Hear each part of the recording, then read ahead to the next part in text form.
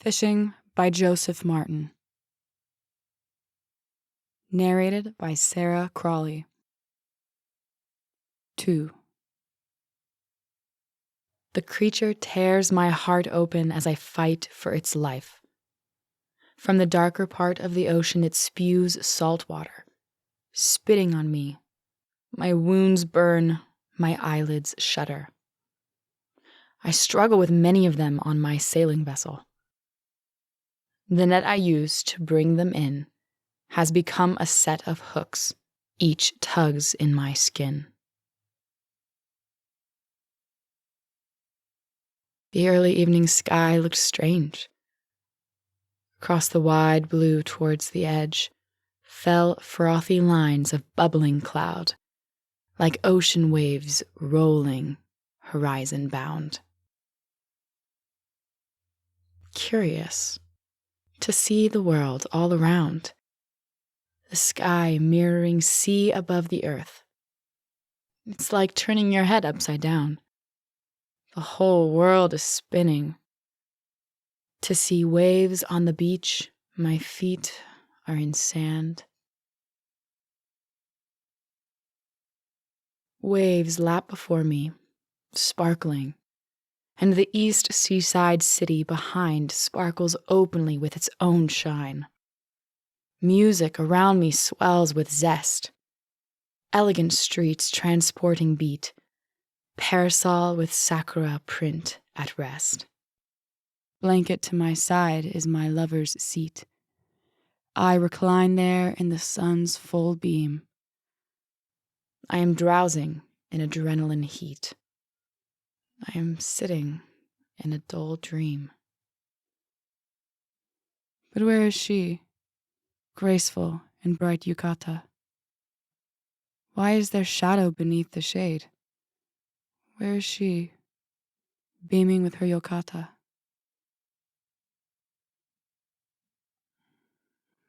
My life, matte and spiky like the nailed flail, as a scourge, a whip drawn, living like running my finger along its trail, smooth, glossy, broad, dull, spike, spurt, smoother, running on.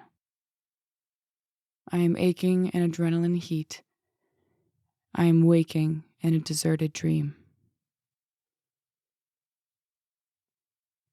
Some great time have I been fighting. Will I be able to rest when the time finally comes? My body shudders from the experience. And as I sail into night at sea, I think about how I have become strong in ways I never wanted to be.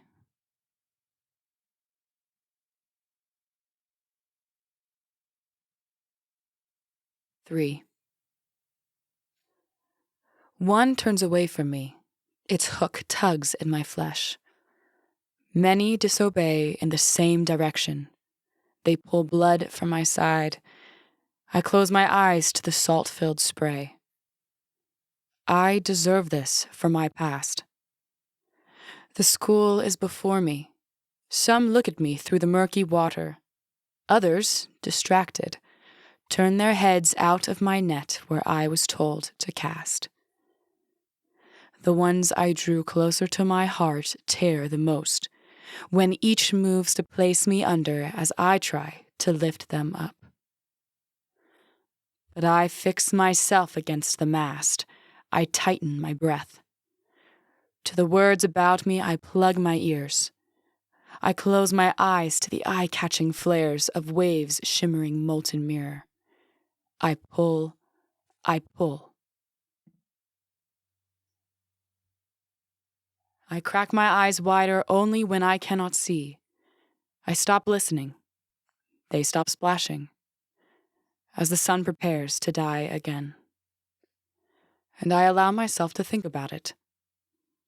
But is it wrong? But how could it not be if I feel ashamed? And like looking up, like in a long moment, I see, high in the golden sky, a man and woman peacefully standing upon the cumulonimbus, holding hands there, clouds courting. winds sighing, sweet music singing. Battle-tried piers standing present, sea far below sparkling in the sunset, clouds lit ablaze with fiery glare. I desire that bright golden glow, such sweet music in the air. The whole sky, the whole earth, the whole sea, and all in one, daybreak on one side, and nightfall on the other. I want to embrace it all. I belong there, in that sphere of contrast, light and dark and light. I desire it, like reaching my hand out for it.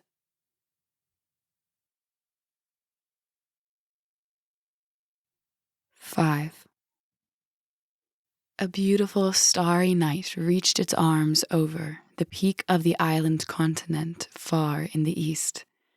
Above the whispering waves the starlight shore, the unmatched sun radiating brightly overhead, causing the true seaside city to return that lovely light.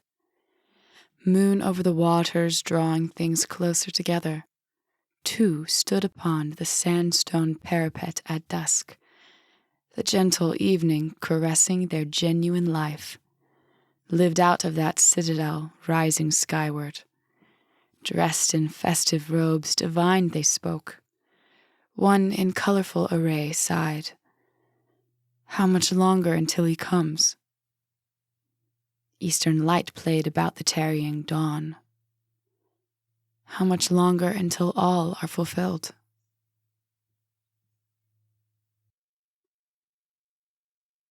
1. The shoreline receding with time is there still to give me some comfort. The command rings in my ears, kill and eat. Authority comes about my head, blood vessels burst, tears drip down. Why do my anxieties form around me? I see the fish struggling. I reach and it opens its maw. I grab hold of it from within and it bites me. But I feel its pain. It lashes out to make me suffer because it itself hurts. I feel its pain. I feel the pain in it, in me. So I hold on through the suffering. I won't let it fall away and die. I die or I let go. I lift them above me. I don't drown. I trust. The sun begins its daily dive. Catch consumed, fish made alive. I have left the love of my life, the one I loved as a spouse, for I heard the words of a voice and I did, and am somehow at peace with it. But now I wonder, what if there is another? What if there is another out there for me, far across the darkening waters near the golden glow? I long, and the sun stops blinding me. Sightless night comes.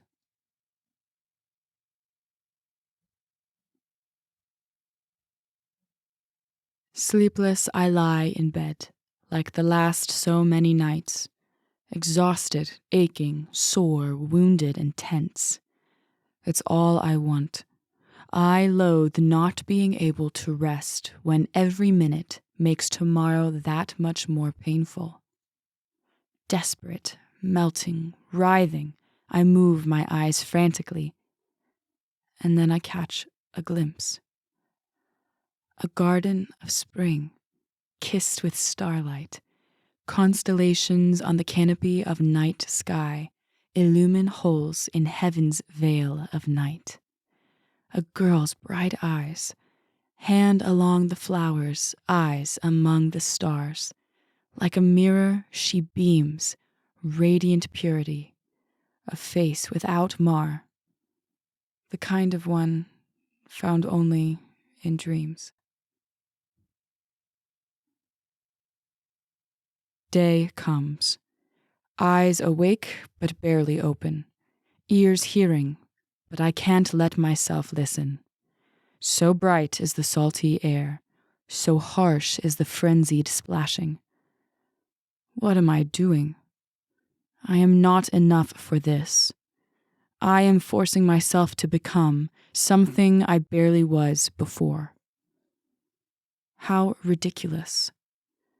I was caught by men, and now I am a pescatarian.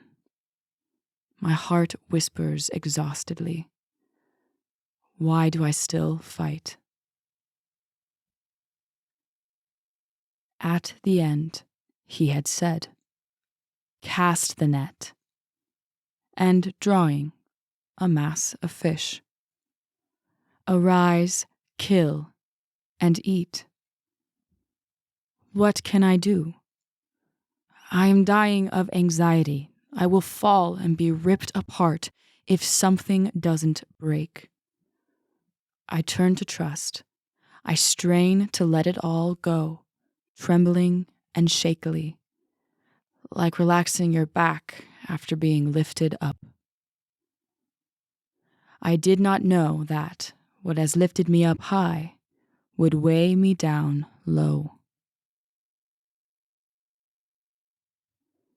At night, I tuned out the waves around me and lay there as one dead. Suddenly, I'm transported. Bright blue skies touch grassy green plains. There was only sky and land, the breeze blowing waves of field, ripples, crests of glinting blade. The girl's bright eyes, there she plays in the glade. And about that scenic idol, accompanying the journey of her life, I hear the sound that it is blithe. Water crashing over river rocks, and wind racing among the lofty treetops, sands shifting along beaches' dunes, and stars soaring in skies ever new. She smiles from ear to ear, her bright eyes twinkle, rejoicing in the cloudless blue, campfire under the shining moon, courageously facing the impending doom. And so my eyes open to blinding sunlight and stinging salt spray. But the memory of her speeds me through the day.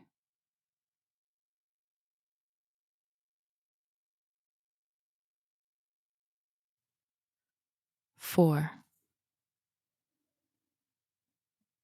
That basic story so many adore, of lone warrior journeying at length. Though such great foes, loneliness, and exhaustion render implausible, I finally see. And what now? They are no foe.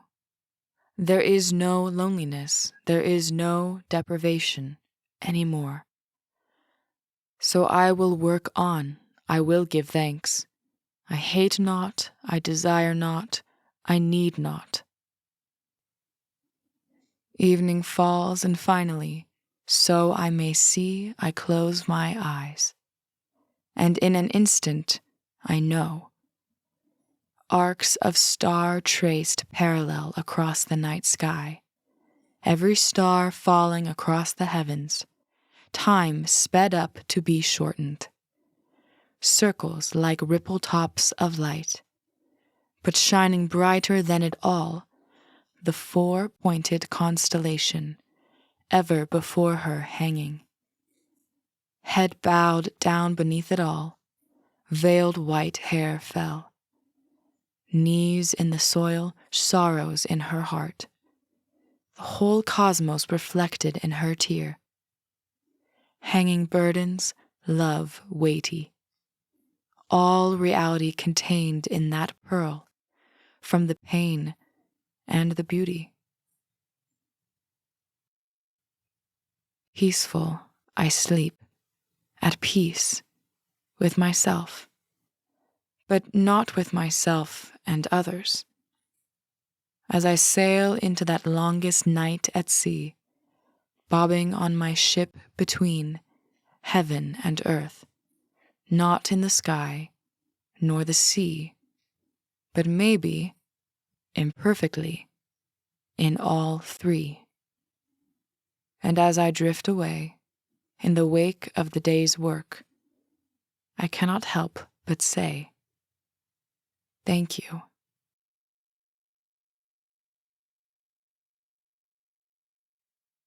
Six. I sink down, led by my cloak. I drown with it, my weight and its. My eyes are hardly open as I die. But there is something I see through closing eyes. Am I floating up to a citadel, or is a city shimmering towards me from the sky? A man holds me in shallow waters. I am suddenly all the way there, east. My body springs to life. My guardian guides me up. I pass through the waist-deep water like nothing. I bounce onto dry land. But it is not dry. It is full of life. Everlasting grass cradles my feet as I find on me a greater robe and a greater crown. I see my body powerful and sealed. Where long and late were gashes, immediately gushed light. In my hands are people's hands. In my voice is the song of our people. In my movement is the dance of our joy. Living beings, buildings, walls, bricks of gem, turrets of precious stone. Wherever the light came to touch, there it came to be. A city of refracting color, a people of reflected light. I open my eyes and see. I uncover my ears and hear. I behold the blessing ray of the sky, where it comes from and where it goes. The sun in the center and across the whole sky. It was said, Tenebrae erunt, fiat lux. That from all light may come, lumen de lumine, lux de tenebris. That from all light may come, lux in tenebris lucet, et verbum caro factum est. That from light all might be. Dedit potestatem filios Dei fieri. Fiat light. Fiat sons of God. Fiat to me. I open my eyes and see. I uncover my ears and hear. And my first instant there was all eternity. The image of a man like myself, in the middle, pierced in hands, side, and feet, wounded and complete, reveals to me that simplicity to contemplate for all eternity.